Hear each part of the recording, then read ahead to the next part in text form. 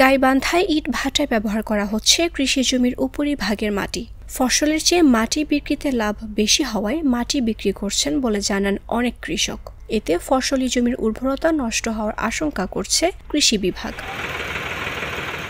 ইট ভাটা ও কৃষি সম্প্রসারণ অধিদপ্তর সূত্র জানায়, জেলার ৭টি উপজেলায় ১৬২টি ইট ভাটা রয়েছে। প্রতি বছর ৬ মাস ইট উৎপাদন হয়। ওই সময় এক একটি ইট ভাটায় ৮০ লাখ থেকে ১.৫ কোটি ইট প্রস্তুত করা হয়।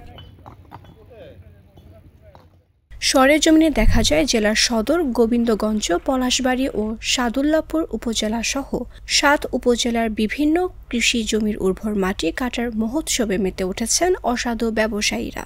এতে যেমন কৃষকের ক্ষতি হচ্ছে, তেমনি নষ্ট হচ্ছে কাঁচা পাকা রাস্তা, ধুলাবালিতে দূষিত হচ্ছে পরিবেশ।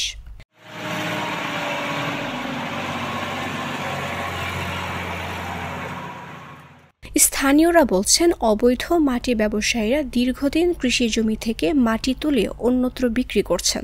প্রশাসনের তদারকির অভাবে দিনরাত চলছে কৃষি জমির উর্বর মাটি কাটার মহোৎসব। এ সংক্রান্ত আইনি বিধিনিষেধ থাকলেও কেউই তা মানছে না।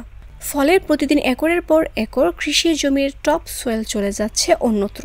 এতে যেমন জমির উর্বরতা হারাচ্ছে, তেমনি ফসল উৎপাদন হ্রাস পাচ্ছে। এ নিয়ে প্রশাসনের নীরবতা পালন করছে বলে অভিযোগ তাদের।